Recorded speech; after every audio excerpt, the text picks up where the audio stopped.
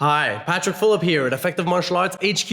In this lesson, how to be good at martial arts by understanding the 3 pillars of martial arts skills. Alright, so in this video, we're going to cover everything you need to know to be good at martial arts. Now, fair warning, this information is very simple, but it is not easy. And it's important for you to understand. So, a common misconception in the martial arts is people are often looking for the quick fix, the magic pill, or the secret technique that'll make sure they're able to defend themselves in any situation. And unfortunately, as far as I know, that doesn't exist. It takes hard work. So, the information is very simple. Here are the 3 pillars, and we're going to go into more detail for each one, so make sure you watch till the end.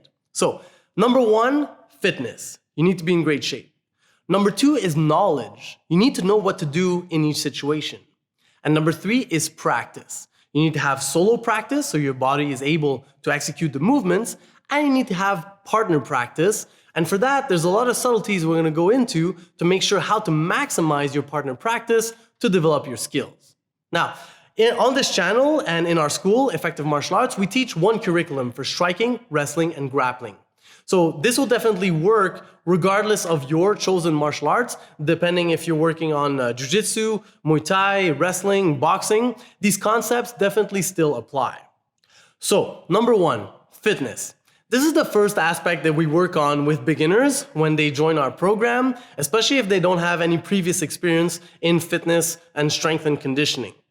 So, you need to have a strong body to be able to apply the techniques. And there's no secret. You need to condition your body to acquire the physical attributes that'll allow you to be effective in your martial arts techniques, specifically in sparring when you're applying the techniques. And eventually, if you do get into a real fight, you want your body to be strong to be able to withstand that stress and come out successful. So the first aspect that you should develop, if you haven't been training your fitness so far, is you need to work on strength first. So acquiring muscle strength, being able to move your body and move objects around you efficiently and effectively. So you can definitely use body weights for that. You can use machines or you can use free weights, but you must do some resistance training of some kind. Now, we have a great playlist with bodyweight fitness training. Check it out if you have not already. But the most important exercises that you need to be able to do is, number 1, the squat. Okay, the basic squat you need to be able to do. Push-ups, being able to push your weight forward. You can start on the knees, that's fine. So you should definitely take it where you're at in terms of your progression, but eventually you want to be able to do a decent push-up. You need to have a strong back as well for posture. So rotator cuff exercises, being able to arch your back and hold up your body weight, being able to lift your body off the ground. So there's a multitude of exercises you can do, even with no equipment necessary, but you need to have a strong back. And you need to have a strong core as well. So having strong abs, specifically for grappling, that's going to be really important. And your abs are really the muscular region that holds your body together. So it has to be strong. So strength should definitely come first. And there's a lot of information just on our channel and out there on YouTube on how to properly train for strength. The next aspect that you need to be able to develop is endurance. And endurance goes into 2 forms. You got your muscular endurance and you got your cardio endurance. So for muscular endurance is basically doing your strength exercises for a more advanced number of reps. So you're able to sustain the effort over time because you never know how long a fight is going to last. So you want to be able to keep moving and keep maneuvering your body as the fight progresses. And cardio as well, because fighting is probably the most demanding activity that humans can engage in. So it requires all your capacities at once, mental and physical. So you definitely want to have strong cardio, meaning your respiratory and circulatory system with a strong heart, so you can pump your blood and get that oxygen everywhere you need in your body. Now to train that, you can run, you can bike, but the best option as a martial artist would be to practice your techniques with emphasis on cardio. So I really like doing heavy bag training, so punching bag, punches, kicks, moving around. You could do shadow boxing as well, offense and defense with kicks. You can do shadow wrestling, shadow grappling, and sparring as well will increase your cardio endurance. Now, we're going to get to how to practice these techniques, especially if you're just a beginner, how to practice safely. That's going to be really important. We're going to look at that in terms of practice in the third aspect. So, fitness, endurance. Next, you need to have some good level of agility and coordination, which is different than strength. You could be able to lift heavy, or lift for a large number of reps, but that doesn't mean you can move your body with precision and agility. And that's a whole nother skill set that you need to work on your feet, on your back, moving your leg with dexterity. Check it out. That's one of the recent videos that we just published. But being able to really control your body and make sure your limbs go where they want to go, understanding your center of mass, your balance, and moving quickly on your feet and on the ground and with your hands. So having agility and coordination is going to be really important. The other aspect, or the fourth aspect of fitness, is speed. So you want to be able to move quickly. So moving your head, moving your hands, striking quickly, moving with your feet, moving on the ground, getting up quickly. So you want to be able to, once you know the technique, push the limit of the speed of execution as you acquire more experience in that particular technique. So you definitely, for all techniques, you want to start slow, but you want to work up in terms of speed so you're eventually be able to do it full speed, because that gives you the best chances of being able to apply your technique before your opponent applies the technique of their own or the counter that they've chosen. So speed. And then the last aspect of fitness, which is often overlooked in a lot of strength and conditioning programs, is flexibility. So you definitely need to be flexible. And check out our flexibility routine. I shared my own full body flexibility routine, cards above. You want to work your stretching and your flexibility regularly. So I like to do it 2 to 3 times a week. Doesn't necessarily need to be every day, but it needs to be sustained over time. And for each exercise for fitness, I like to work on a weekly cycle. So I like to do everything at least once a week, and more if you're really focusing on that. But by understanding the split of, like, let's say you do your resistance training, you can do 1 day chest, 1 day legs, 1 day abs, 1 day back, or you could do full body every time. And you want to switch it up from time to time, but you want to be consistent with your fitness training. That's really the key. You want to do it regularly over time. So, quick recap: fitness, strength, endurance, agility and coordination, speed, and flexibility. You want to work on all those aspects. And that's really the foundation of your martial arts skills. Your body is your tool, so you need to focus on that when you begin, and you need to have that. If you're already training, that'll cut your learning curve in terms of developing martial arts skills. The next aspect of martial arts skills, or the next pillar of martial arts skills, is knowledge. You need to know what to do in every situation. And this is, I would say, the most underrated aspect of martial arts skills. People think that you just kind of show up to class and you practice and you're going to be good.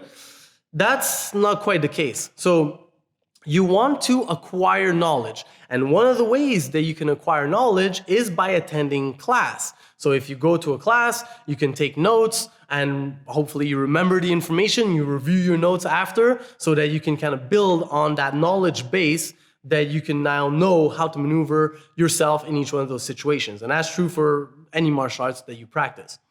But an often overlooked aspect of acquiring knowledge is using the power of video. So that's what you're doing right now. So congratulations for being here. So you're now understanding these concepts of moving forward in your martial arts development.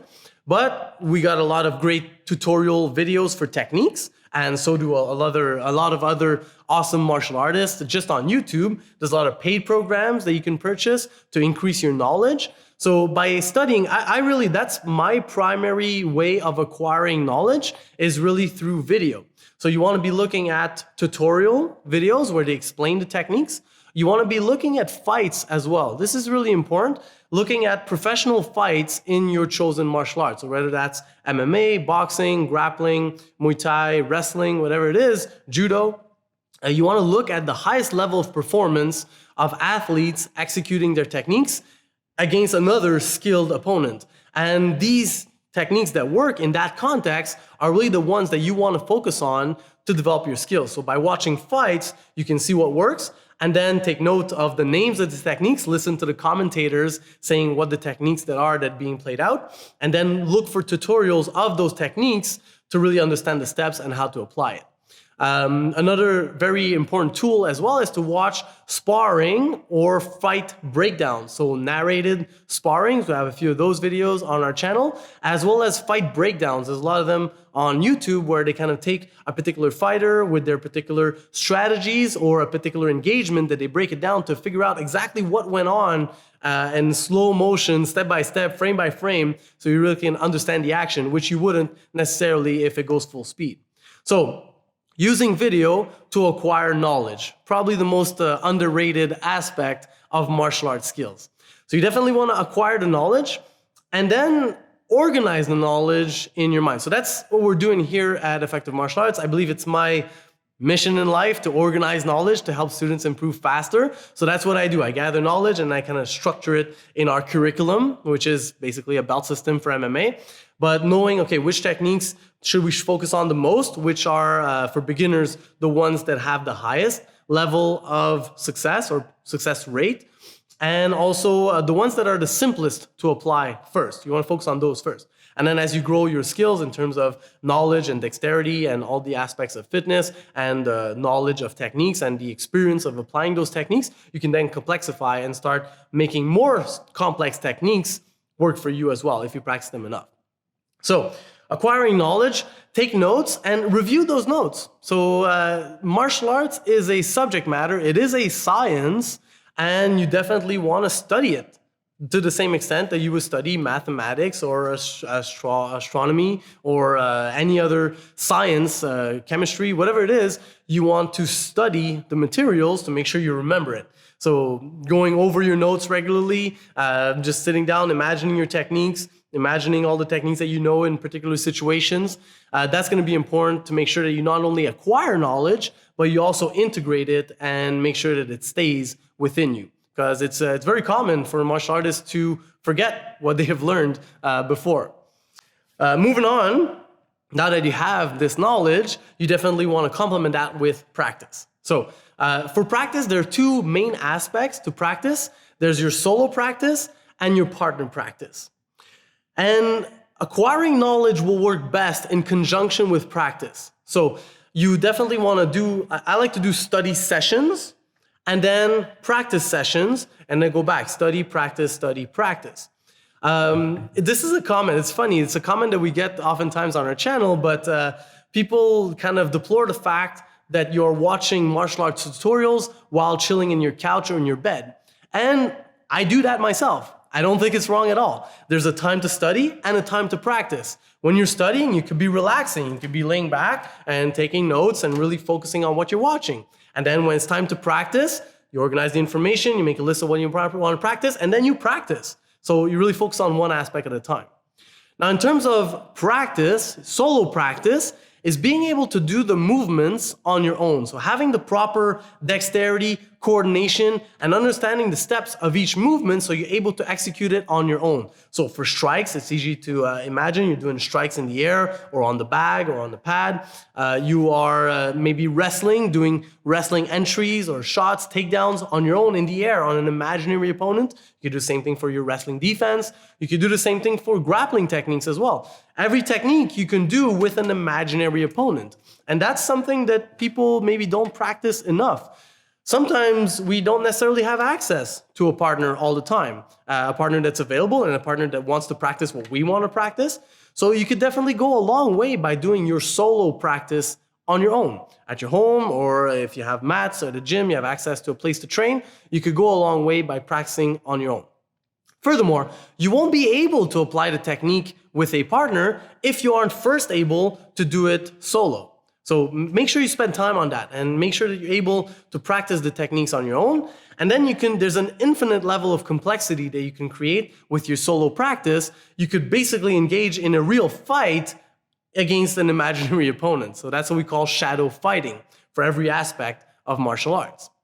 Now, next, once you're able to do all that, you know what to do, you have the basic fitness, you know what to do, you have the knowledge, and as well, you're able to do the techniques on your own. Now it's time to apply it with a partner. Now, this is where a lot of people go wrong as well, because you could do one or two mistakes when you're applying with a partner. Either the partner could be too much cooperating. So they're kind of going with you into the technique. They're not even like not resisting, but they're helping you execute the technique. And that could be detrimental in terms of building real martial arts skills. So you definitely want to have very light resistance when you start, but you don't want the person to do the technique for you. So that's a common mistake. People need to know how to do that, how to be a good partner. More on this later in specific situations, but essentially, imagine you're being a partner for somebody practicing a takedown on you. Well, you don't want to fall before you fall, right? You want to let the person take you down because they're the one doing the takedown. That being said, you don't want to resist too much either, right? You want to just go down when you feel the person bringing you down. For an armbar, you don't want to extend your arm on your own. You want to let the person extend your arm, break your grip, and then you get armbarred, but you're not fighting it too much. Moving on, it's important to then increase the level of resistance incrementally. This is a hugely important concept that we call the concept of progressive resistance. So you want to go from very, very light resistance and then increase the resistance progressively until you get to a very realistic way to practice where the person is not actually letting you execute your technique and you get to maneuver yourself to that technique against resistance. Now, by far, the best option to practice that is if you have access to a more skilled opponent or training partner that is going to adjust his level or her level of resistance to your level of proficiency. So not everybody, unfortunately, has access to such a skilled partner, training partner. If you are two beginners practicing together, you might do everything right, but you might not know the optimal reaction in each one of those situations. So you might not get to deal with a high-level reaction to that technique. So you might get a false sense of confidence in terms of applying that technique and rely on reactions that a more skilled opponent will not necessarily do.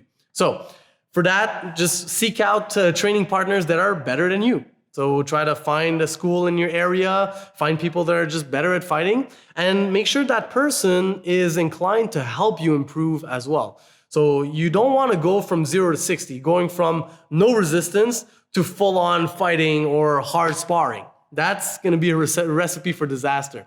You want to go from slowly, incrementally increasing the resistance in the proper movements that are realistic for a high-level martial artist. So seek out those more experienced martial artists and make sure they can adapt their level of resistance to your level of skill.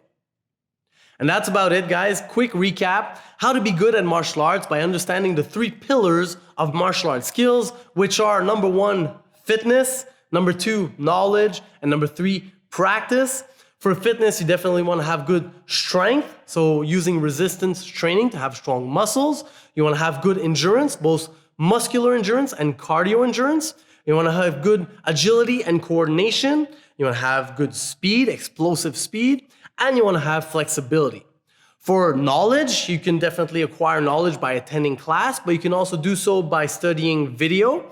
And you want to study tutorial videos as well as fights. You want to take notes of the knowledge that you acquire, and you want to review those notes regularly. And in terms of practice, you have your solo practice and your partner practice. So solo practice should come first. You should be able to do the movements and all the techniques that you want to develop against an imaginary opponent first, and then you want to practice them with a partner after. You want to be able to do the techniques with a partner with very, very light resistance first, and then incrementally increasing the level of resistance so that you can still apply your technique successfully. And by far the best option is to have access to a partner that is more skilled than you and the highest level of skill that you can find so that they can really adjust their level of resistance to your level of skill, but while doing correct reactions that make sense so you don't develop bad habits in applying your techniques. And lastly, quick question for the comments below. Let us know which part of this video was new to you. Was it all new to you, or did you know this information before? Any part of this video was new? Which part did you find the most helpful? Let us know in the comments below. If you found this video interesting and if it helped you in your martial arts progression, click the like button right now, share it with your friends. And if you haven't subscribed to our channel already, I recommend you do so right now because we've got lots of good content coming your way in striking, wrestling, and grappling with some interesting knowledge to help you move forward and improve faster in your martial arts skills. So, till next time, Patrick Fulop here at Effective Martial Arts HQ in Pointe Claire, West Island of Montreal, Quebec, Canada. Thank you very much for watching. Practice well.